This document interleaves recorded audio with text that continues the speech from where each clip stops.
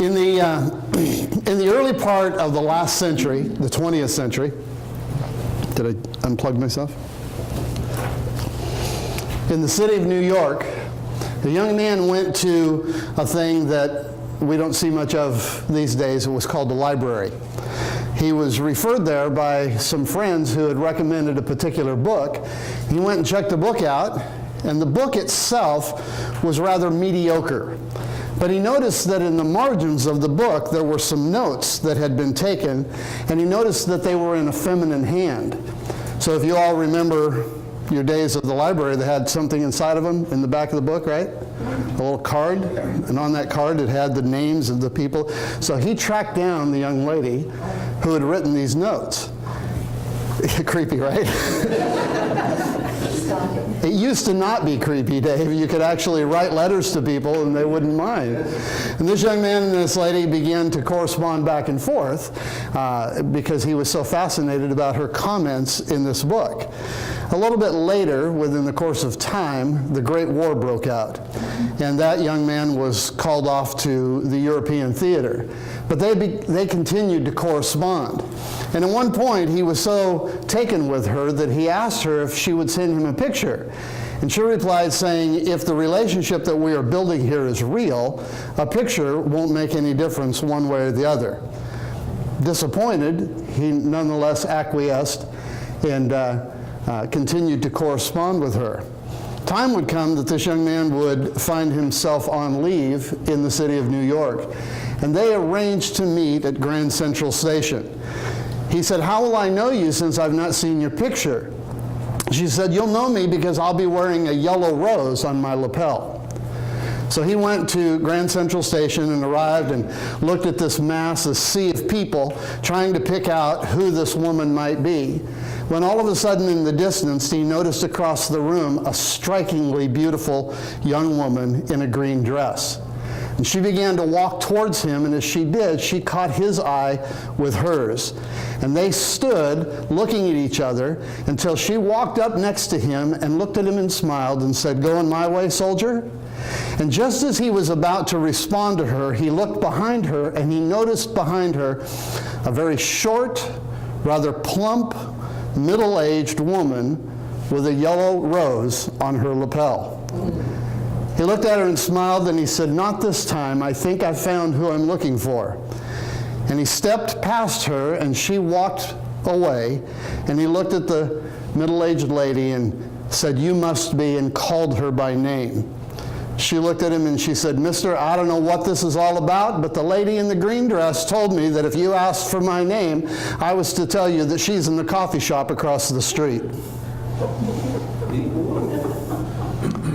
So when you came here today, I don't know what you expected. Whether you expected to get something that was going to revolutionize your business, or whether you were expecting to just have just another chamber presentation. But more importantly, I don't know what you expect from the chamber. So I want to just take a little survey here real quick, and I want to ask you a couple of questions. What do you expect for 2018, and what do you expect from the chamber? Why are you a part of the chamber? And I'll start out with volunteers, but I'll help you volunteer if I need to. What do you expect from the chamber? And what do you expect for your year? Is this going to be a good year? Yes. How do you know? Just look at the year in review. It's got to be better than last year, right? No, actually saying it a better way, it's going to be twice as good as a great year of 17. Okay. So Bob, what do you expect? When you come to the chamber, what do you expect from the chamber? What would you like to get out of the chamber? I didn't sign a petition and try and roll back the 0.5% tax they just invoked on all new cars 2 days ago, but other than that. Okay. And that would have been... Everybody's laughing. I don't think it's very funny. No, it's not funny. $1 new car, you're paying $200 more than you did at 17. And the legislature put that through illegally, in case you don't know it. That has to go to the vote of the people. And that would have been a great thing for the chamber to have known about in advance, because I don't know about anybody else, but when Jose sent out the note on Facebook the other day, that was the first that I'd ever heard of that. And that would have been great information for us to have had 6 or 8 months ago to be able to begin a process of standing against that. So, Well, actually, Gary, maybe what we could do is like a lot of chambers do. Don't we have a representative that oftentimes will attend legislative sessions? Who's responsible for doing that? Well, we have a committee. yeah, we do have a committee. I'm gonna address that in a little bit too. The actual, don't they do that? Linda, you had, I like to forge new relationships with businesses in the area. okay, so meeting new people, being able to shake somebody's hand. Get some training on different new softwares and new things to help leverage. So educational value, Education. being able to get some education out of it. What types of education would be good for you? You said software? Yeah, So software. technology, things having to do with technology? Yeah. I just got a new piece of technology for Christmas, and I would love to have somebody sit down with me and teach me how to use it. I mean, those are really legitimate classes, especially when you're dealing with people, I'm not going to put you all in my category, but of a certain age. Or I mean, if you're looking at a younger generation, Hallie, Ryan, AJ, some of these that, I mean, I start talking about books and they're looking at me like, what? Because we're all familiar with books, but they pull their tablet out or their smartphone or their computer, their laptop. I love that commercial that's out now where the little guy's doing all sorts of stuff and his mom comes home and says, what are you doing on your computer? And he said, what's a computer? Because he's so used to using this little tablet that it's not a computer anymore. It's a tablet. So helping with some of this technology because we do need to keep up. What else? What are you looking for out of the chamber? Finding out what's going on in the East Side community. Okay. Outside of us and letting us know until, one thing I hate about the news is it tells you what already happened. I want to know stuff before it happens so you can decide how to be involved in it, including diversity events. So future events that are coming up. Yeah. Advance notice of More things. focus going on in the East Side. Okay, being a little more aware of things that are happening. Catching the buzz before it's buzzed by you. Okay, I got it. I would like to have our voice at the chamber be heard by more people so that we have more of an image in the community, especially the East Side. There you go. Thank you. I was asked to kind of say what my theme is as your president. I was asked to serve as your president, and what is my vision for the chamber? My vision for the chamber is this: I want to make the East Portland Chamber the preeminent voice of business in East Portland. I want us to be the place that people look to for ideas and for comments and for input about business in East Portland. And that's only going to happen as we all work together. And so I want to talk to you a little bit about how to make that vision happen, how to bring the chamber together, make sure my thing's going. So the first thing I want to talk to you about today is what's your commitment level. When you came to the chamber, what are you willing to commit to? What are you looking for in that commitment? Because we're all making an exchange here. We're taking our time and we're working together. Are you looking to make contacts or are you looking to make relationships? Linda mentioned wanting to come together and meet new people. There's a difference between a contact and a relationship. I have a stack of contacts on my desk. I put them in little card folders. I put them in little file boxes. I use a CRM tool. I haven't really decided which thing I like best. But you know, David, you and I are kind of old school. Remember the old shoebox, and you'd have the 3x5 index cards, and you'd have to roll through those and create your own tickler file. And now we've got CRMs to do all of that. But what are you trying to build out of this? Do you want to build relationships?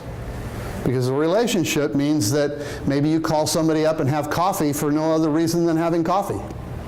Maybe you meet somebody just because you like to play golf or go fishing together or something like that.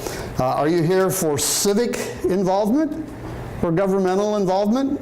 Those are both great things. So you hear, when I joined the chamber, I really didn't come to the chamber because I was looking for business relationship building. I'm an old school sales guy. I know how to go out and hand out cards and make calls and talk to people and do all of that. I can do that all day. I can go make cold calls. It doesn't bother me in the least. But I was looking for some place where I could give back to my community, where I could become involved in something that would help more than just my business, where I could participate with other people. Because I'm a solo guy. You know, I work out of, I say I work out of my house. Really, I work out of my car. I probably, even more than that, work out of my briefcase. And now I'm working out of my tablet, because everything has just been consolidated. So I'm a solo guy. I needed someplace where I could become involved, where I could connect with other people outside of just a sales relationship. There are social components. You know, maybe you're coming to the chamber because you just want to get out of the house. You just want to talk to another human being that's more than 3 feet tall.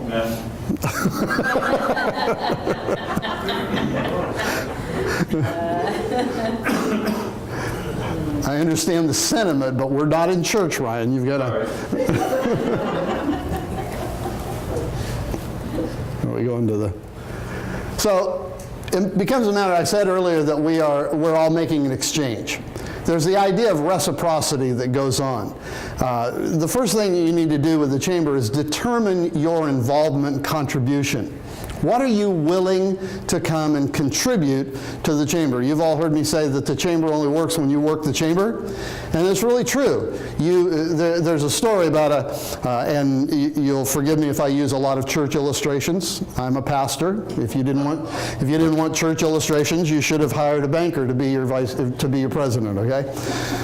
Not that bankers don't go to church. All right. You're gonna think, you know, let me just tell you, it's going to be an interesting year. Somebody's going to get offended, all right? Get over it. I mean, I just do it as a way of lifestyle now. I used to try to apologize for it, but now it's like my gifting to just irritate people. But this guy came to a little tiny church and he was speaking, and the offering came and it came past him. He was the speaker, but he noticed that you know, he wanted to set a good example, so he reached in his wallet and he put a little money in the offering, and it went on through, and he got up and preached, and afterwards the pastor came to him and handed him the offering, and it was what he had put in the offering plate. And they got ready to get in the car, and his son looked at him and he said, "Well, Dad, you know, if you'd have given more, you'd have gotten more." So I want you to know that if you give more, you'll get more. Whatever you give to the chamber, you're going to get more of that back. And you don't have to be a religious person to believe in the principle of reciprocity, that whatever you sow, that's what you're going to reap. Whatever you put in, that's what you're going to get out. We were all trained in school. Whatever goes in is duplicated and brought back out, right? Am I telling the truth today, right? So you need to decide whether you're going to be a consumer or a contributor. And I, for one, think that if we're going to be successful in the chamber or in any networking organization, we're going to have to be contributors and not just consumers. I guess I'm a little bit behind there. So we have to decide that we want to contribute to the organization, not just come and take from the organization. Needs to be the idea. So one of the ways that we can do that, we talked about inviting people. What if we all made up our mind that this meeting is going to double this year? And the only way that that could happen is if we all invited somebody. Now, folks, hear me today. I'm not talking about inviting people to church. I'm not talking about inviting people to some network marketing meeting. I'm not talking to you today about inviting people to something to which you are going to get a personal gain. I'm talking to you today about inviting people that you know who need help with their business. There's some real estate agent or construction company or plumber or maybe another insurance agent, or there's somebody that you know Maybe there's no more insurance agents, right, Justin? And there's no more realtors. No more realtors. They've all gone out of business. Maybe there's somebody in a business that's not represented today. Maybe there's somebody that specializes in technology. Maybe there's somebody that owns a computer store that sells hardware and is not just an IT person, but selling hardware. Maybe there's somebody that you know that their business is struggling a little bit and they could benefit from educational or government exposure or from relationships or from a social outlet or from the ability to have another contact in their database. People that you know that you're friends with, that you like them and you would like to help their business and that would be willing to get out of bed and be here for a 7:30 meeting. You see, results require trust. And the only way that we build trust is by getting to know each other. Sometimes you'll take the risk and you'll hand off a lead to somebody. And I don't know if you do this like I do, but every now and then I hand off leads that maybe they're not the greatest leads in the world, but I want to see how you're going to handle that lead. I want to see how you're going to treat that person. I want to see whether you're going to follow up on them. I want to see whether you're going to treat them well, whether you're going to treat them with respect, not because they're the greatest lead, but because you and I have a relationship. See, when you give me a lead, I want to take care of your leads because you're my friend. And I want to take care of the people that you know because of the relationship that I have with you. Does that make sense? You can nod your head or grunt or moan. It doesn't matter to me. So, in the chamber, you need to know what the currency is. You need to know, when you're networking with people, what are we exchanging? Business is the equitable exchange of resources. You have something that I need or want, or I have something that you need or want, and we mutually agree to exchange goods and services back and forth. When we come to a networking organization, to a chamber, it's the mutual exchange of resources. You're bringing your business to exchange it for what I have in my business. And we work together to help one another. I do believe that it was Abraham Lincoln that said a rising tide raises all ships. I know it's been attributed to everybody, including Samuel Jackson, but I really do believe that Abraham Lincoln taught the principle that a rising tide raises all ships when we all do better. I believe it's going to be a great year, Bob. I believe it's going to be twice the year that it was last year. I believe that things are, but part of the reason that I believe that is because I'm going to work like crazy to make it so. I'm going to do everything I can. I've set a new course in my own business, made a determination of what I'm going to do, and so I'm going to make my business better than it was last year. And I'm really the only one in the room that I can regulate. When you come to chamber, under promise and over deliver. Is that news to anybody? It shouldn't be.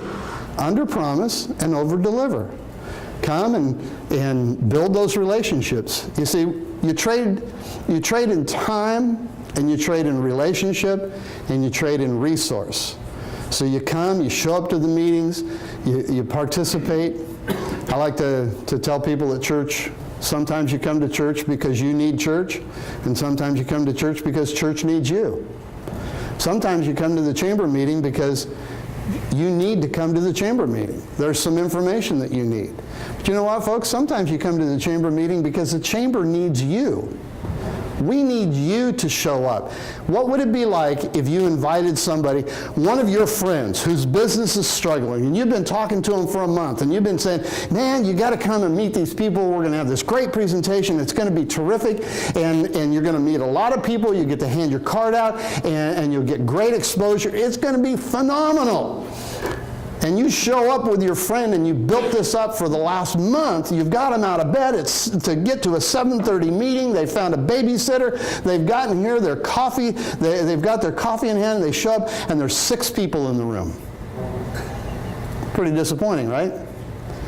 But if we begin to realize that I need to be at that chamber because I've committed to that chamber, I've committed to that meeting, and I don't necessarily need to go to that meeting today, but by golly, there's somebody in that meeting that's going to need me.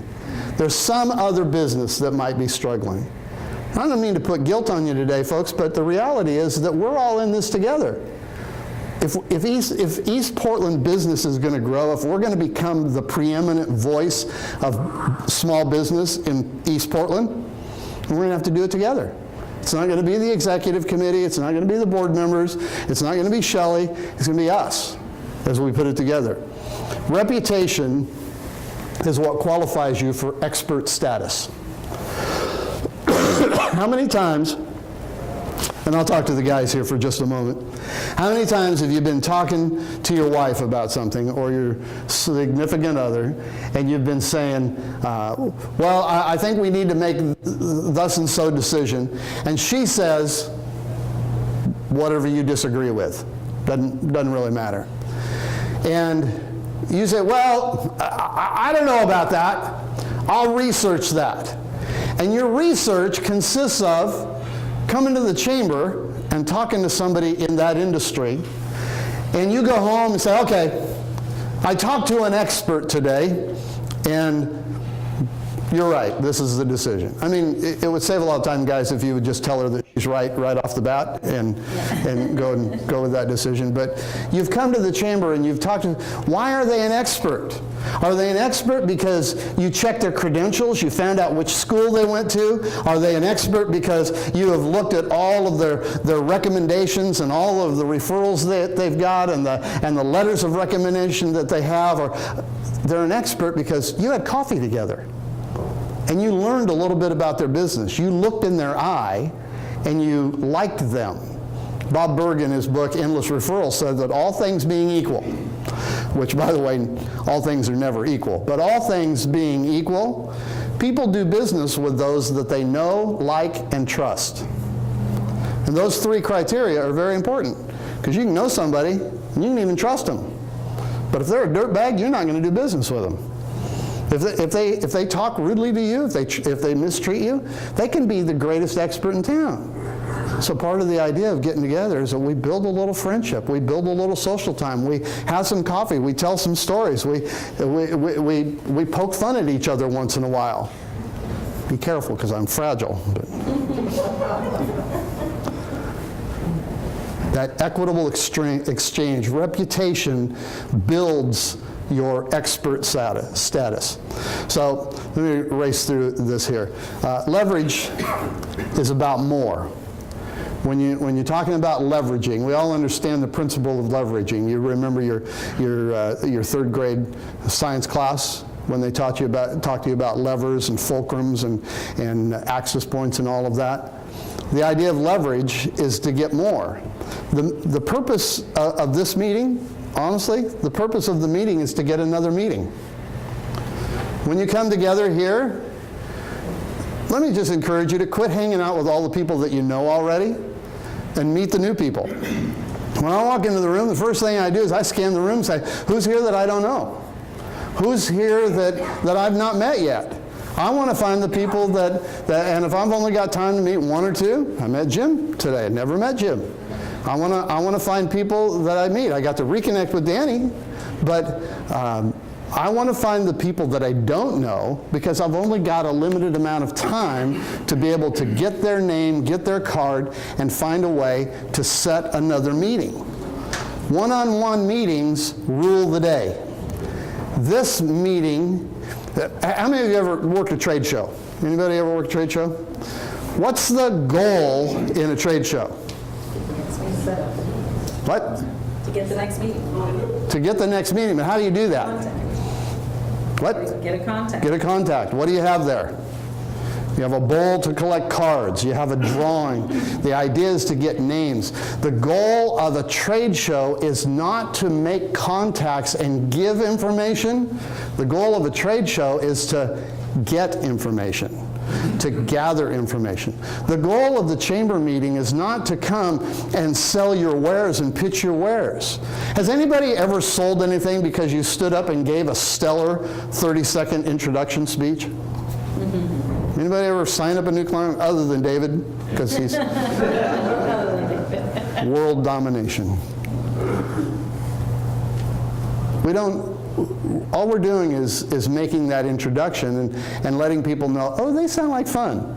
I'd like to get to know them a little better. They sound like somebody that I could have coffee with or have drinks with after work. They sound like somebody that I wouldn't mind going to the chamber happy hour if they were there. They sound like they'd be a lot of fun. When I came to the chamber, there were a group of guys here that many of them are not here now, but Bob, you'll remember some of them, Ed Bejarana and Frank. Remember Frank? Bang, bang, bang. And Bear Cole, and some of those guys. And I walked in the room, and those guys were just a bunch of knuckleheads. I mean, they were cutting up and cracking jokes and making fun of each other and having a great time. And I walked into this room, and I'm going, man, if I got to get up at 7:30 in the morning, this is a fun place to be. I like it here. It was warm, it was welcoming. Now, understand, I live in Southeast Portland. The whole region is my territory. I can work anywhere I want to work. There are bigger chambers than this chamber. In fact, most of the chambers are bigger than this chamber, just quite honestly, because most of them don't have the competition that we have with all of the neighborhood associations that we have. But when I looked for a chamber, I chose this chamber because it was fun. I didn't choose it because it was big. I didn't choose it because it was influential. I chose it because it was fun, because it looked like a place that I could enjoy coming. I don't know what your reasons are for looking at a chamber. I don't like meetings. I'm a sales guy, okay? I cut my eye teeth selling copiers. Meetings are the last thing that I want to go to. So one-on-one meetings do rule the day through what I like to call reputation prospecting.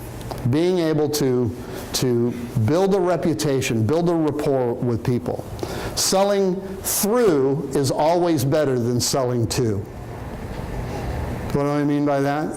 When I invite one of my clients, somebody that I'm working with, somebody that I want to see their business grow, I haven't made a sale yet.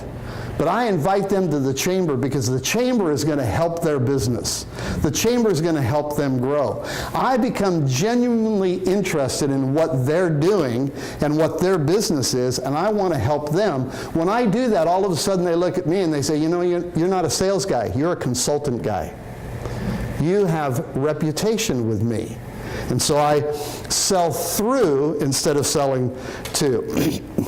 I'm looking at the clock and racing through some of these. So I want to just summarize here real quick. First of all, determine your objective. Decide why you're here. Make up your mind what you expect out of the chamber this year and work towards that end. Remember that you get what you give. Whatever you're putting in, that's what you're going to reap back. Whatever you invest, that's what you're going to earn the dividends on. Your value to the group affects your value to the group's members. How valuable you are to this group will determine to the group, to the people in that group, how valuable you and your services are when they're looking for what you want. We probably all know a couple of real estate people. Do you think? We probably all know a couple of insurance agents. I don't think anybody knows any Comcast guys, but you might have a unique industry, but for those of you that don't have a unique industry, what's the thing that sets you apart? Know, like, trust. Building that relationship. The purpose of the meeting is to get another meeting. So I hope this was helpful for you. It's not exhaustive, but these are some of the tools that have helped me, and I hope that we can help you this year. We want to help you build your business.